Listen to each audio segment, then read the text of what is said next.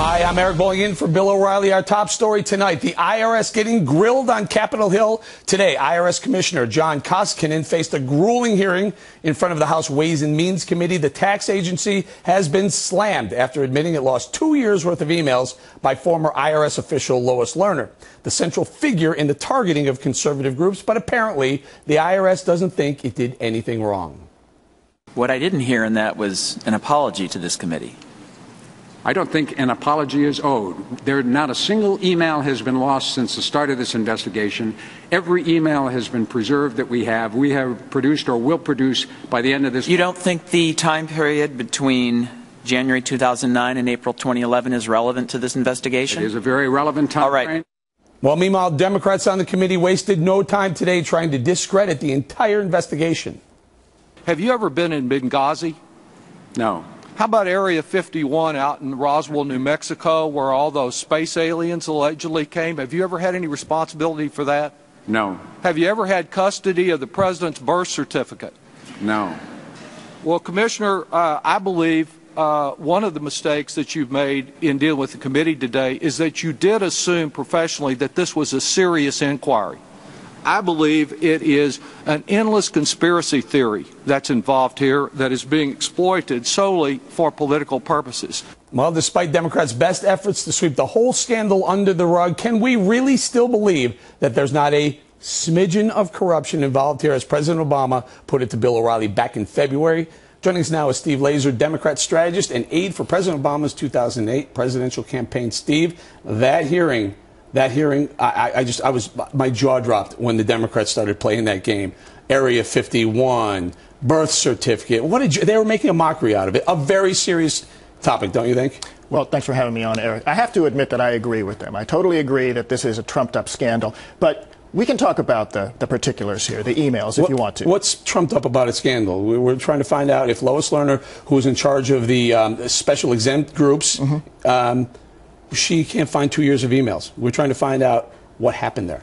Well, at the very base of this scandal, you have whether conservative groups were unfairly targeted. They weren't. We've had a number of analyses now that show that liberal and progressive groups were denied tax-exempt status at almost the same rate. Stay on these emails. But, well, so regarding the emails, I've spent nearly 20 years in IT, including 2 to 3 years consulting in disaster recovery and business continuity. You'd be surprised how many instances just like this you see in the public and private sector. How many? How many what? Instances have you seen where you lose 2 years worth of emails? I've seen by the way, once dozens. the emails were lost, there were a lot of people who said, you know what, don't worry, they're on the hard drives. Guess what happened yesterday?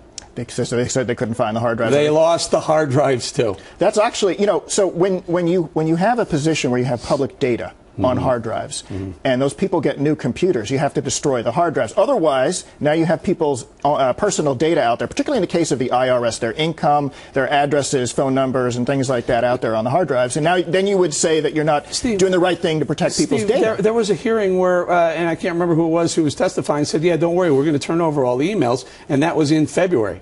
Now, all of a sudden, in May, they can't find the emails or the hard drives. And now this gentleman, John Koskinen, says, don't worry, we have them all. We're still looking for them. Well, the root of this problem is the fact that prior to 2013, the IRS had an antiquated tape backup system to protect its email data. And every 6 months, old data was essentially deleted. So if you lost or had data destroyed, the clock started ticking. 6 months later, if you didn't have that data recovered, it was gone. That's the problem here. And or the root of the problem is that they just think the American people are fools and we're going to believe anything they're shoveling our way, and including we can't find the emails. You know what? If they had somehow circumvented the policy that was in place for email recovery and retention, I would say that there's something there to worry about. That's what you typically see when companies or organizations are trying to hide something. They've actually circumvented corporate policy regarding emails or whatever else it is. But they actually, this is exactly what you would expect in this kind of situation where data was lost and more than 6 months transpired. If I were to use that excuse to the IRS that I just couldn't find, you know what? I lost those receipts. They were on my hard drive, and guess what? I recycled my hard drive. Well, you know, I go to jail. So would you. Different types of data have different requirements in terms of safeguarding them and making sure that the information is backed up. Sure, the IRS's critical systems where you submit, you know, your income and the taxes paid to them, yeah, they have a different requirement. The IRS's emails, they're not as mission critical to what the IRS does. So someone said, well, what about all the recipients of some of the emails that Lois Lerner was sending? Guess what happened?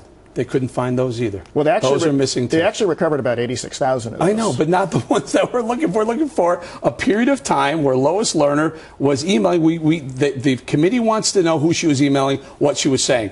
Because, here, I'll be conspiratorial, okay? I'll throw it out there. What if she's emailing the White House? And what if the White House says, yeah, go after the Tea Party groups, go after the conservative groups, because we don't want to deal with them in 2012? Well, here's the problem. As I said at the very beginning, conservative groups were targeted at the same rate that liberal and progressive groups were because of the requirements of these 501c organizations. These organizations are not supposed to be doing the types of things that they're doing on both sides of the aisle, and that's the root of the problem. If Paul Ryan wants to yell at somebody and take some action, he should create a new 501c also organization. Part of the taking the fifth. Yeah. She's taking the fifth. We can't get the emails. The servers are gone. The people she sent emails to, those hard drives are gone. Everything's gone. Where's the transparency here, Steve? I mean, the American people aren't dumb. They watch this stuff on TV and they go, there's no way. There's no way. This just does not add up. When it doesn't add up, usually it doesn't add up. Well, I will agree with you there. When Lois Lerner took the fifth, I was a little bit perturbed. I was a little bit upset. Here's the thing, though. With all of these scandals that you see that Republicans are trying to monger here on the American people, they stop short of actually trying to find out what the truth is. They want the allegation to be out there. They don't actually go all the way to find out and get to the bottom of it, because they know that at the bottom of it there's no scandal. Either that or the truth is hidden in those emails. We'll never know. At least we won't know. Steve, we're going to have to leave it right there. All right, Thank you very much.